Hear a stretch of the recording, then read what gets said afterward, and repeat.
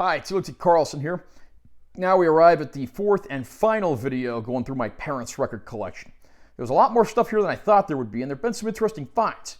Let's go ahead and start the final part. Topping off the list, we got Jim Croce. Photographs and Memories, his greatest hits. You got tunes like Bad Boy, Leroy Brown, Operator, Time in a Bottle. The list goes on, but this guy recorded some great tunes. And of course, Time in a Bottle was in one of the X-Men movies a few years ago, so that's gotten a bit of a revival in popularity. Loggins and Messina, So Fine.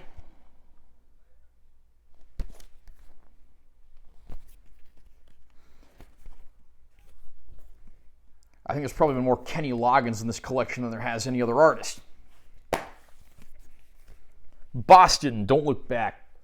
Their second album and the follow-up to that amazing debut record they did. And this is actually a pretty solid album in its own right.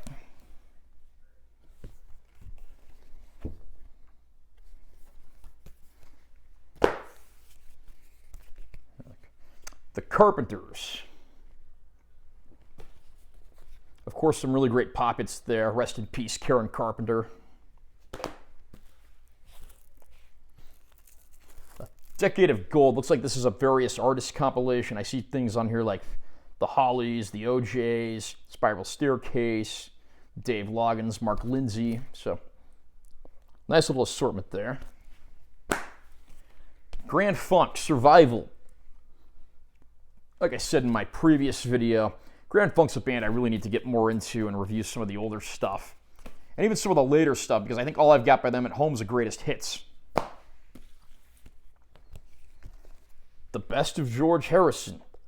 And this is actually a combination of solo tunes and Beatles tunes. Leon Russell, Carney. Again, Leon Russell, a guy I don't really know much about, although I did just review the concert for Bangladesh on here, and he was one of the performers.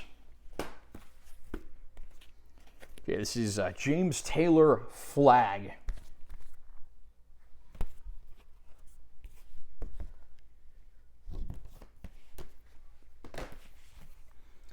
The Moody Blues, Every Good Boy Deserves Favor. And this has the song, The Story in Your Eyes, which is a pretty big hit. Chicago 9, Chicago's Greatest Hits.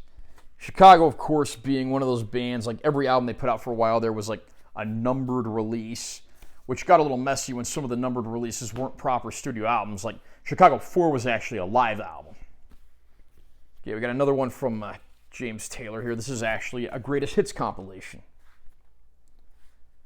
Yeah, there's not really any art. There's just a tiny little Warner Brothers logo there.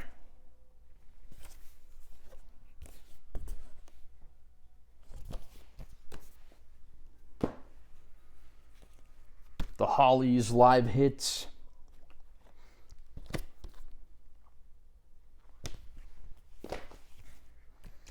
Carpenters Christmas Portrait, another one from the Carpenters here. Interestingly, it says some of the orchestra arrangements on here were by Peter Knight. He's the guy that did the orchestra arrangements on the Moody Blues Days of Future Past. Heart, Dreamboat Annie. This being Heart's first album released in 1976 and the one that really launched a massively successful career. Interesting trivia, the longest lasting member of Heart who wasn't one of the Wilson sisters was Howard Leese, who played guitar but also did a lot of other stuff in the band as well. We then have Loggins and Messina, Finale.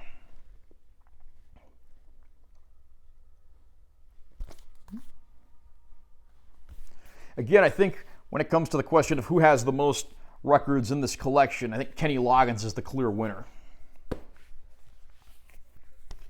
Jethro Tull, Aqualung, probably their most famous album, and got great tunes like the title cut, Hymn 43, Cross-Eyed Mary.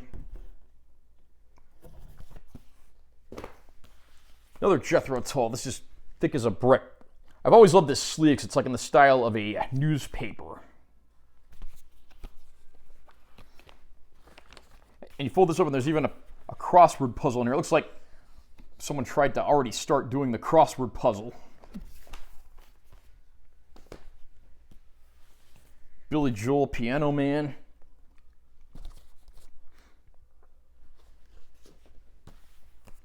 Elton John, Goodbye Yellow Brick Road.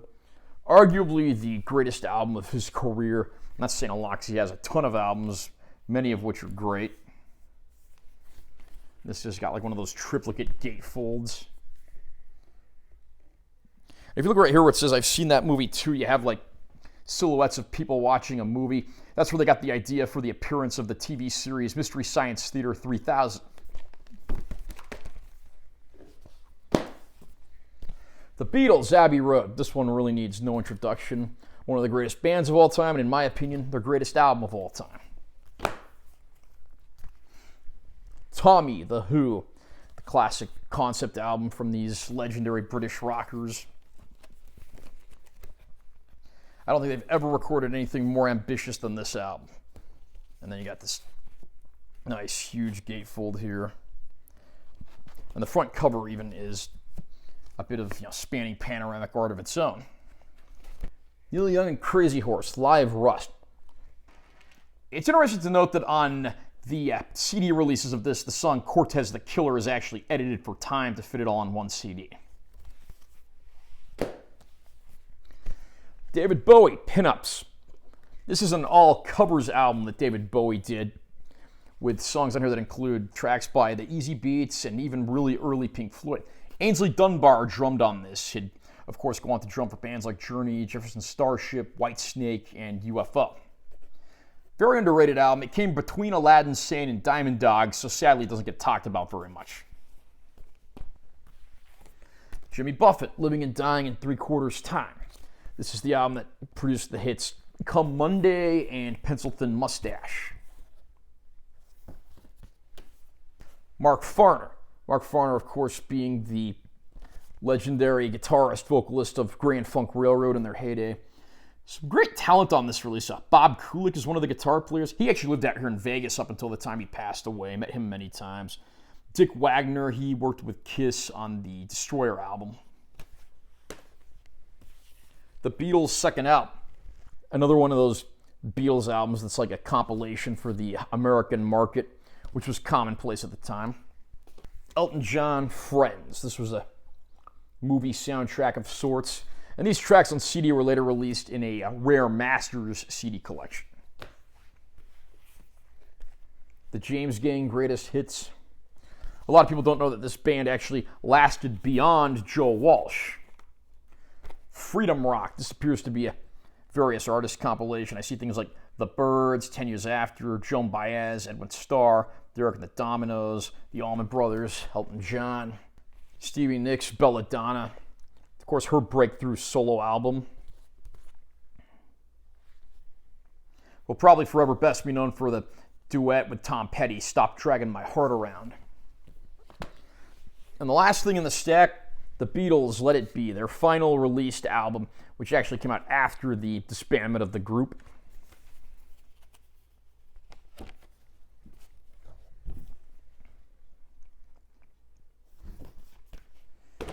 And there you have it. It's been 4 long videos, but we finally got through my parents' record collection. How about you? What did you see in here that you really liked? Comment down below and let me know what you think. Also, remember to subscribe to this channel for more content. I'm always posting new videos, and make sure to give this one a like if you found it helpful. I'm Taylor T. Carlson. I'll see you next time.